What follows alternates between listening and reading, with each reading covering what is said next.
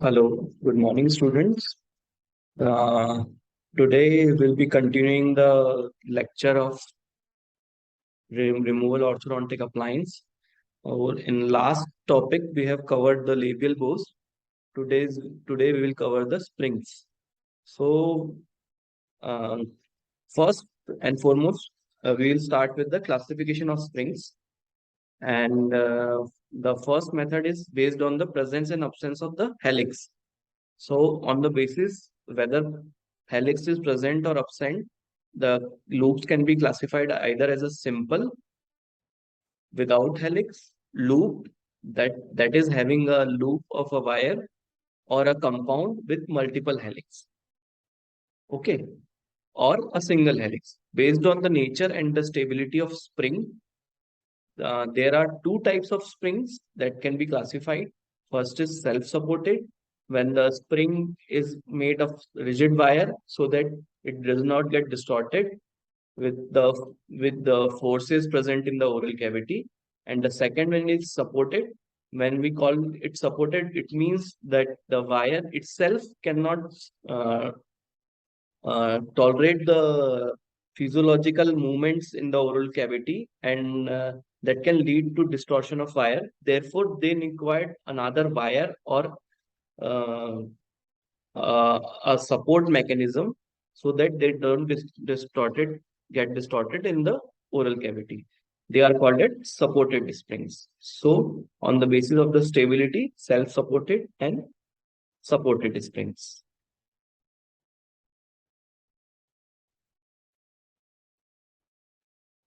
Now, on the basis of type of force application, whether the spring is applying the pushing force or pulling force, it can be classified as a either as a push type or a pull type. On the basis of the direction of force, the springs can also be classified either as a protraction spring when you are trying to uh, uh, mesilize the dentition, it is called as protraction. And if you are trying to distalize the dentition, it is called as retraction. It may be called as palatal spring or buccal spring or mesodistal spring on the basis of the direction of the force. Also, whether the spring is trying to opening of the space or it is trying to close the space. When we are trying to open a space with the spring, it is called as open spring. And when we are trying to close a spaces with spring, then it is called as a closed spring. Now, what are the factors to be considered? Factors to be considered for a force applied by a spring.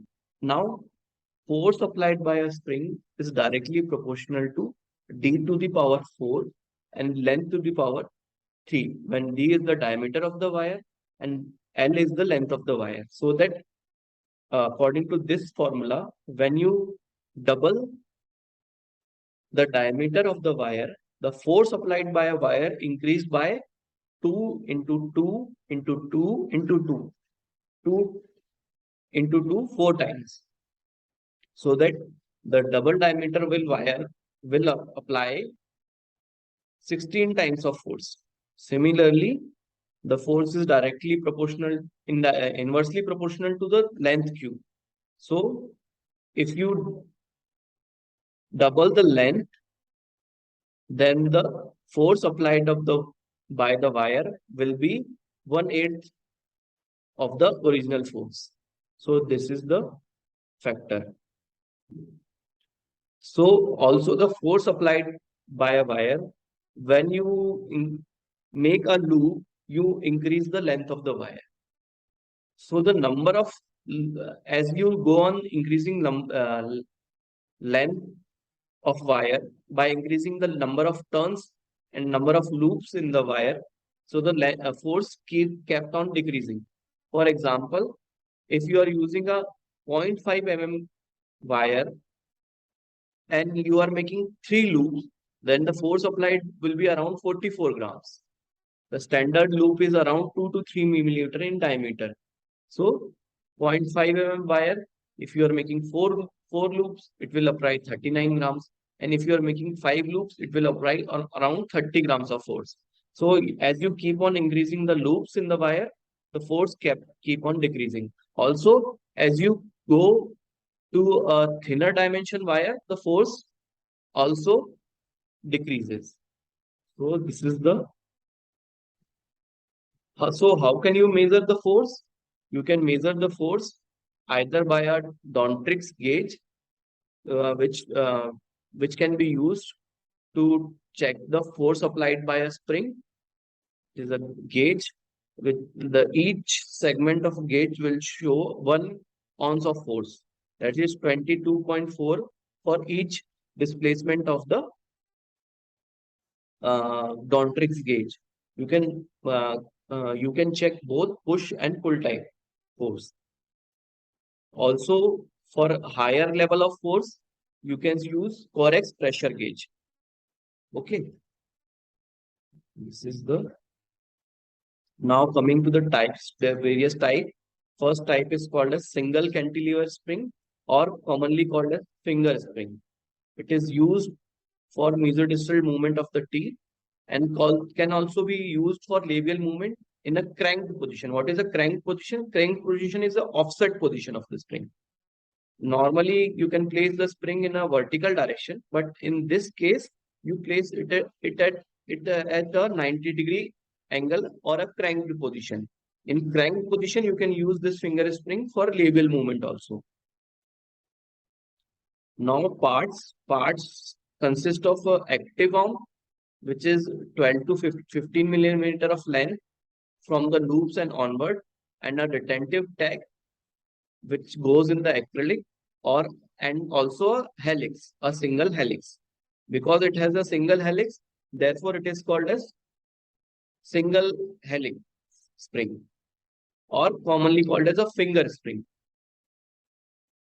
The helix is around 3 mm in diameter. The retentive arm is 4 to 5 mm and is kept away from the tissue and ends in a retentive tag. For activation, you can use to activate the spring away from the coil spring. Okay, the coil,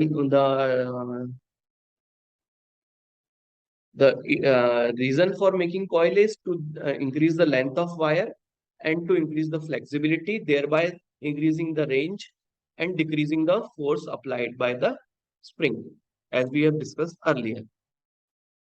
It is made up from 0.5 mm wire.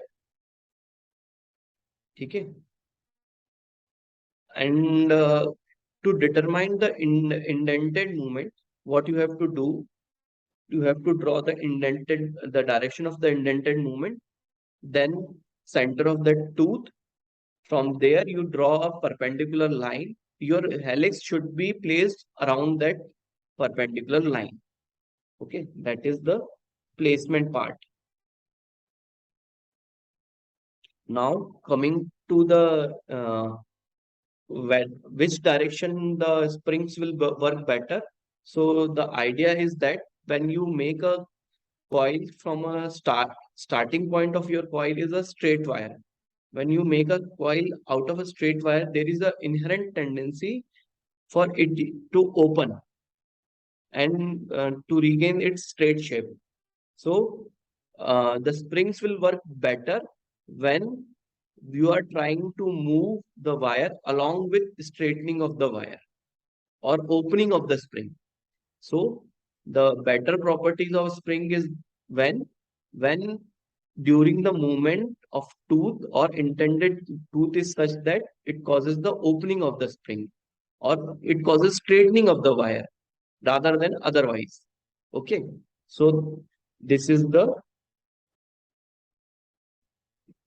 when the coil your movement should be in such direction, your intended movement should be in such direction that coil should be unwinding during intended movement.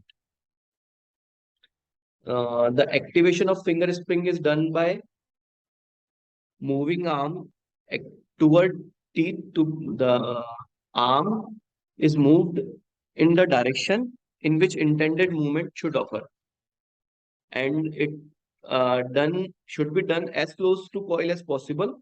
And activation of to 3 mm is considered ideal when 0.5 mm wire is used, and when 0.6 mm wire used 1.5 mm 1 to 1.5 mm activation is done in single activation. Now we have already discussed the single cantilever spring, that is a finger spring. Now we are coming to a double cantilever spring. Double cantilever spring is also known as Z spring. It is generally used for the labial movement of a single incisor or both incisors. It can also be used for minor rotation correction. If you are activating using a single coil, then it will lead to minor rotation correction. When you do the equal activation near both the coils, then it will lead to labial movement of the intended tooth. It is constructed with 0.5 mm hard stainless steel wire. It consists of two coil springs of very small diameter. The, the mesodistal width of the spring should be lesser than the mesodistal width of the tooth. It is mandatory to do so. Otherwise, what will happen? During activation, it will tend to touch other tooth and will cause unintended tooth movement. Spring should be perpendicular to the palatal surface of the tooth, otherwise it will tend to slip. Here the meeting point should be perpendicular to the palatal surface to avoid the slippage of the spring. Retentive arm is 10 to 12 mm in length and should get embedded in acrylic, or boxing should be done for both single cantilever and double cantilever springs, so that the coil and active arm should be free from the acrylic. Only retentive tags would go inside the acrylic. Activation is again done by opening the helix by 2 to 3 mm at a time. In case of minor rotation, only one helix is opened, or if you want simultaneous labial movement also, you can use asymmetric activation, okay, to get minor rotation correction as well as labial movement. Now coming to one more spring, that is T spring. T spring is used for the movement of premolars and canines because they have lengthy roots and bulbous root. You need a strong a thicker gauge wire. It is made from 0.8 mm hard round wire, and a T-shaped arm is used. Uh, a, it can be either a single T spring or a double T spring. Single T spring is generally used for premolars and molars, and double T spring is generally used for canines. Okay, so this is about the T springs. T springs is generally used for the movement of premolars and molars and canines. Okay, not used for the interior tooth. That is incisors. Now coming to one more spring, that is coffin spring. It was first introduced by Walter Coffin, and it is used for the expansion. Its indication is to bring about the slow transverse dentoalveolar expansion in case of unilateral crossbite.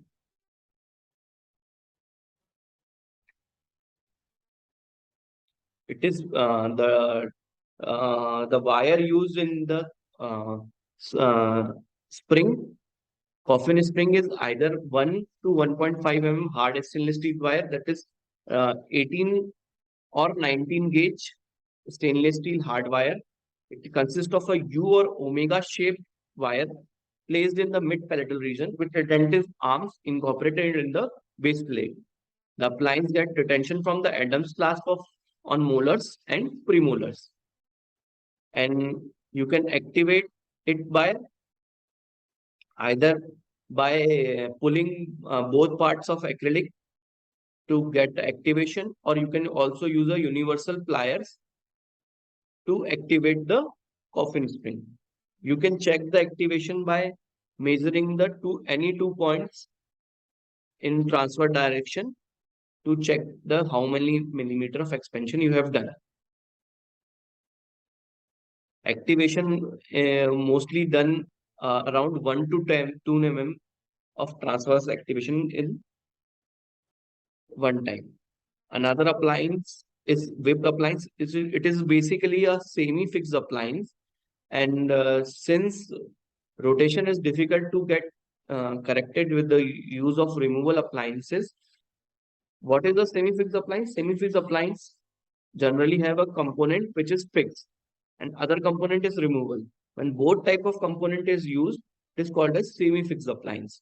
And whip appliance is a example of semi-fixed appliance in which uh, if you want to correct a rotated teeth, what you will do? You will attach a fixed uh, attachment on rotated teeth. In this fixed attachment, a spring goes made from 0.35 mm wire with a hook. The hook of the spring will then attach to a fixed labial bow of a removal appliance, a hard labial bow of a removal appliance, so that when it attaches, this end becomes free and the rotation will occur in the opposite end on the fixed side of the semi-fixed appliance, and the rotation will occur. Okay, so because it acts like a whip or lash, therefore it is called as a whip appliance. Now, one more modification of spring is pedal spring, because it looks like a pedal of a boat. So it is called as pedal spring. It is made up of 0.5 mm wire, and it is also used for labial movement of the incisors. Also, there are closed protrusion springs of various designs. A single closed protrusion spring or a double uh, safety pin like a opening shape uh, closed protrusion spring. These are along with pedal spring and Z spring used for the labial movement of incisors. Now coming to canine retractors. The canine retractor can be classified either as a buccal, and it is called as a buccal canine retractor. And it is, if it is made on the palatal surface, then it is called as a palatal canine retractor. So U-type loop canine retractor is basically a single U loop. The U loop is similar to one that we use in a labial bow, followed by a retentive arm to engage the canine. And the activation is of uh, U-loop canine retractor is done by closing the U-loop by 2 to 3 millimeter at a time, so that canine can get retracted. Since the bulk of this spring is on the buccal side, therefore it is an example of a buccal type canine retractor. Activation can be done by two methods, either by cutting 1 to mm of free end of the spring and readopting, or by closing the loop by 1 to 2 mm. Both can be done and both can be equally good. Now, when the bulk of the canine retractor spring is on the palatal side, then it is called as a palatal canine retractor. Generally, if the maloccluded canine is present on the buccal side, you are going to use a buccal canine retractor. But when the maloccluded canine is placed on a buccal side, better is to use a palatal canine retractor. So palatal canine retractor is made from 0.6 mm hard stainless steel wire. It has a coil, 3 mm coil, an active arm, a retentive arm, and a guide arm. Guide arm, the work of guide arm is to guide the active arm so that there is minimum contact of the active arm to the tissue surface, so that tissue irritation does not occur during the movement of active arm over the palatal mucosa. Now, the placement of helix is already we have discussed in uh, the finger spring. To decide the placement of the spring, what you have to do, you have to draw intended path of movement. Then from there, draw a perpendicular going through the center point of tooth to be moved, and from there you can decide the position of the helix. So helix is placed along the perpendicular from the intended tooth movement. Okay, direction of intended tooth movement, your helix should be placed perpendicular to it. Activation is again done by 2 mm at a time. Another type of buccal canine retractor is called as reverse loop buccal and canine retractor.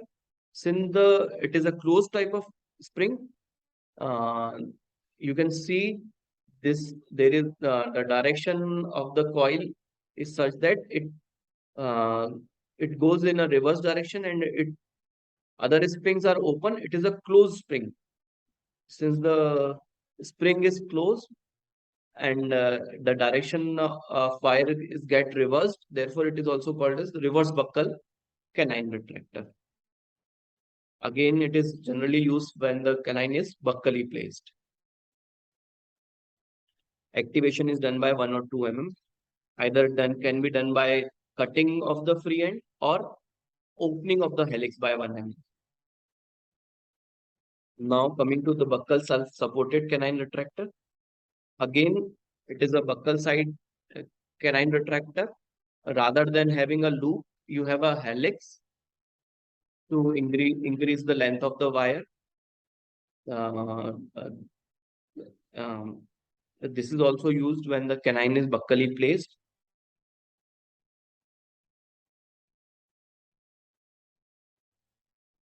Especially when the canine is placed high in the vestibule, you are going to use a buccal helical canine retractor. Okay, and the activation is done by the closing of the helix. Now, one more active component of a removal appliance are called as elastics. The first intraoral elastics was described by Jackson to be used in an orthodontic appliance.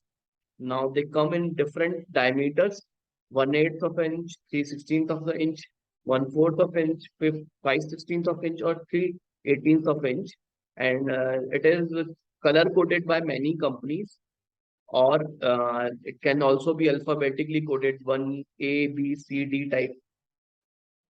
Different company use the different nomenclature for different diameter spring, and there is no universal uh, differentiation. As you see in endodontic appliances, there is no universal distinction, but most of the company differ their different diameter wires by color coding, okay, or alphanumeric numbers, or alphabets. These are the some of the examples of the use of springs along with removal appliance. This is also a semi-fixed appliance to use to extrude incisors. So patient is wearing elastics from hook to a semi-fixed uh, appliance to a bracket, so that the extrusion will occur. And this is also can be used, similar type of appliance can also be used for intrusion, minor intrusions of teeth. Okay. So you can use elastics for this type of movements. Okay. Also, removal appliances can also be used in a class two and class two or class three direction for getting a correction in class intermaxillary. Elastics can be used for correction in 1 or 2 arches simultaneously, or to enhance the anchorage in 1 or 2 arch with removal appliance also. You can use you can make different helix in either Adams or labial bow to make possible of the use of the elastics.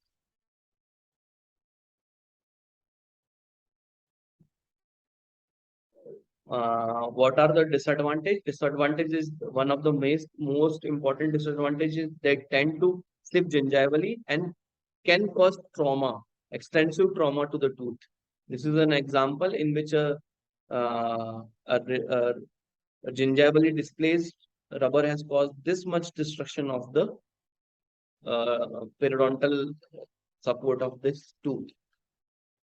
Risk of arch getting flattened is also there with the use of elastics because it applies continuous force.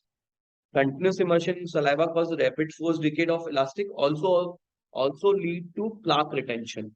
So these are the major disadvantage. One more active element of removal appliance is orthodontic screw.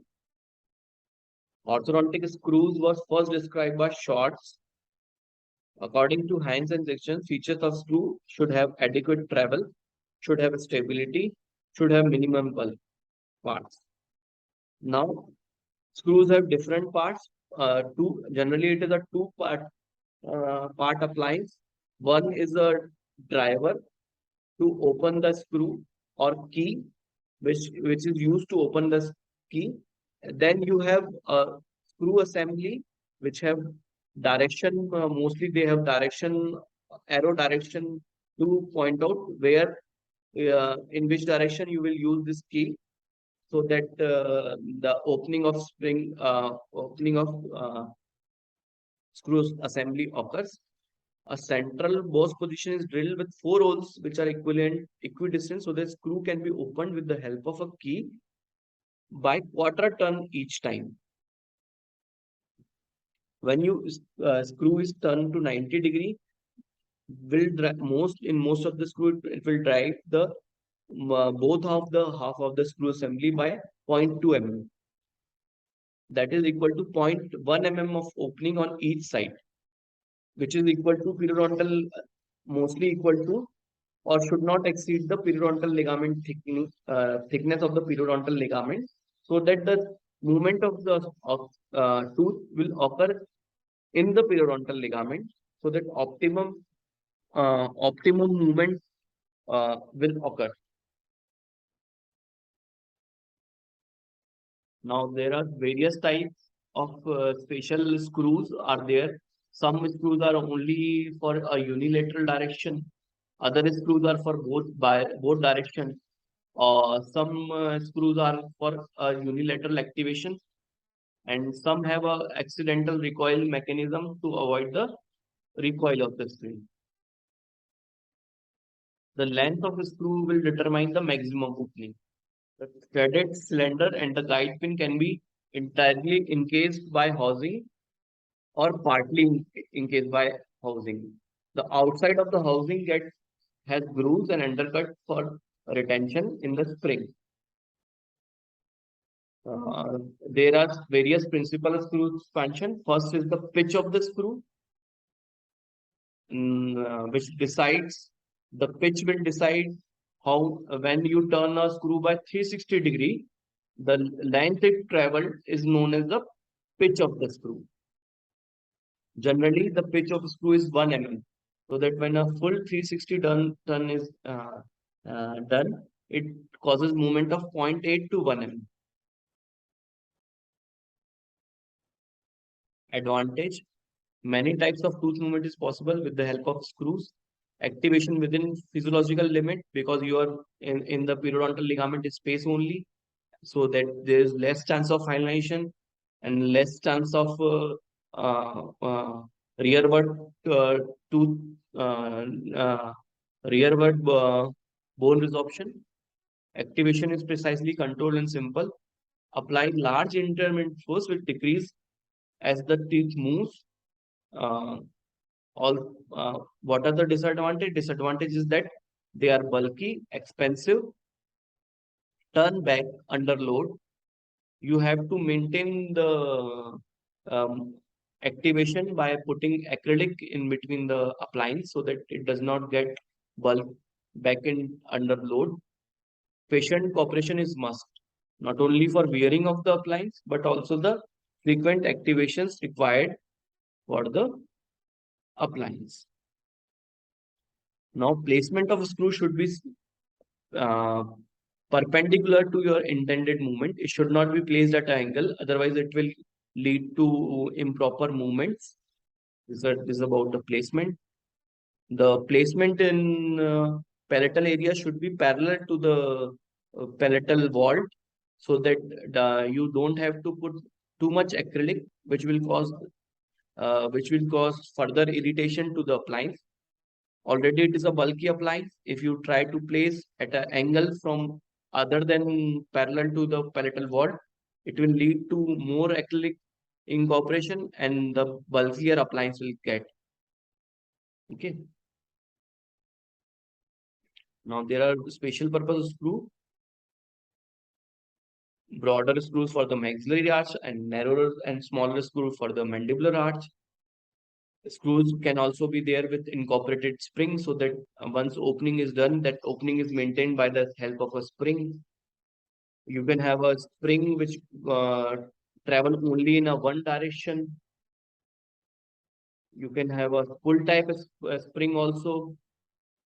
You can have Y-shaped springs, which a single screw can lead to opening in both uh, mesodistal and forward direction, transverse and forward direction together. You can use pivots to control the movement in one direction and have significant spring effect in other direction. You can also use for anterior expansion of arches. You can also use for slow maxillary expansion of transverse expansion of arches. You can also use two screws for simultaneous inter and anterior and posterior movement.